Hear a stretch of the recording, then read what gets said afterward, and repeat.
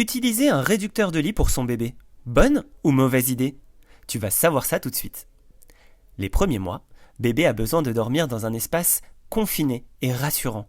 Plus l'endroit où il dort est petit, plus ça va lui rappeler le ventre de sa maman et mieux il dormira. Alors pour recréer un petit espace agréable et cosy pour bébé, beaucoup de parents utilisent à la naissance un réducteur de lit. Le but, c'est que bébé soit en contact permanent avec les parois du réducteur, ce qui le rassure et l'apaise. Mais pour autant, utiliser un réducteur de lit, ce n'est vraiment pas une bonne idée. Ça peut même être très dangereux pour ton bébé. Ils sont d'ailleurs fortement déconseillés par la Haute Autorité de Santé qui considère qu'ils sont dangereux. Et je t'explique tout de suite pourquoi. Les réducteurs de lit, qu'on appelle aussi baby nest, tout comme les tresses de lit d'ailleurs, ont toujours des parois qui sont molles. Et c'est ça qui rend ces produits très dangereux. Bébé, en roulant ou en se retournant, peut se retrouver la tête enfouie dans la paroi molle du réducteur ou de la tresse. Le problème, c'est que bébé peut facilement s'étouffer comme ça, car les premiers mois, il n'a pas la force suffisante pour dégager sa tête. Entre 2015 et 2023, il y a 26 bébés qui sont décédés comme ça, rien qu'aux États-Unis. Et ce qui est fou, c'est que chez nous, en Europe, il existe des normes de sécurité qui sont imposées aux fabricants pour plein de produits pour bébés.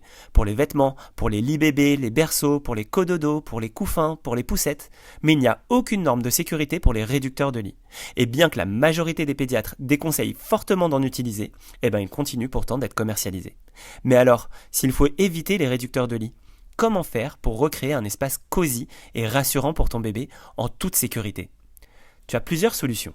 Tu peux opter pour un petit lit cododo ou bien pour un couffin. Tu peux même louer un petit berceau de maternité en pharmacie pour les premières semaines ou encore faire dormir ton bébé dans la nacelle de sa poussette.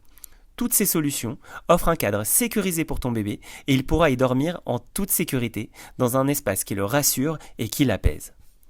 Lorsque je suis devenu papa pour la première fois, je me suis rendu compte à quel point on manquait d'informations pour choisir les produits les mieux adaptés pour son bébé. Et c'est pour ça que j'ai créé Premier Moment. J'ai conçu toute une gamme de vêtements en coton bio, spécialement pensés pour les premiers moments de bébé.